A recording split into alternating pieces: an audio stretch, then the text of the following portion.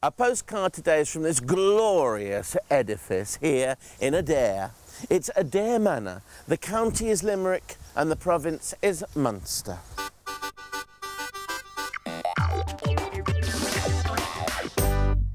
You know, Tom, when I drove up here and looked at this building, I mean, it is like a palace. I know it's only a manor house, but quite frankly, a king or a queen would be, I mean, it'd be so wonderful for them to live in. Are you King of New Jersey? No, not any longer. I'm a native New York City boy and lived in New Jersey for 30 years. Enjoyed it there, live now in Florida, but we spend most of our time here in Ireland. So what made a New York boy all those years ago think to himself, I'm going to have a dream? Did you have a vision or a dream like that all those years ago, or was this one of the big surprises of your life, to buy and to renovate and restore a beautiful manor house like this? Totally a surprise. My grandparents, my father's side, were from Ireland, so there had always been a historic affinity for it, but not really knowing why, because they really didn't talk about it very much. And I basically bought the manor on an impulse. Really? Yes. Tell us the story. A friend of mine, I'll give you the high notes, a friend of mine, John Connor, called me in New York in December of '87 and said Adare Manor was for sale, and I said, terrific, where is it? And in the course of about 40 minutes, I decided to put a bid in, sight unseen, and the next morning was informed that we were the proud owners of Adare Manor. When you first came here then, having not seen it, what were your first impressions? I was blown away. I actually, when we drove in the gate, thought the carriage house was the manor.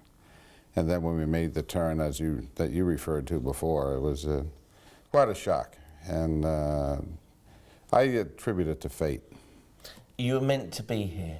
Well, obviously, I think there were strange influences going on, that being one of them. Now you're here for 8 months a year. What kind of friends come and visit you?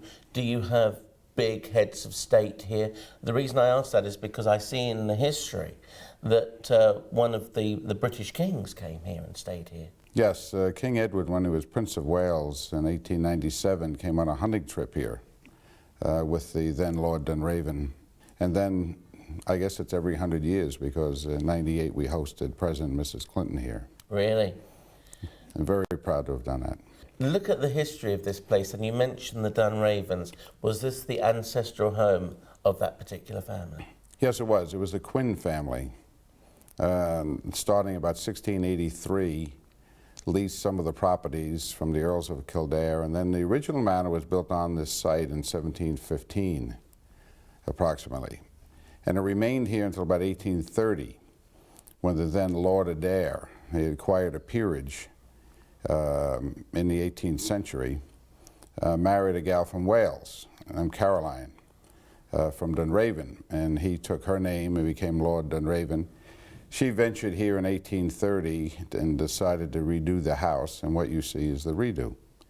It was 25 years of continuous construction, this being the last phase, this room, this wing, and this was completed about 1855, over and on top of the existing manor. The library downstairs was the foyer for the original manor, and the boxwood hedges in front were completed by Hardwick in 1855. Pugin had a big influence here, and the downstairs drawing rooms are identical to the library in the House of Lords. Really? The arch and the ceiling is the same.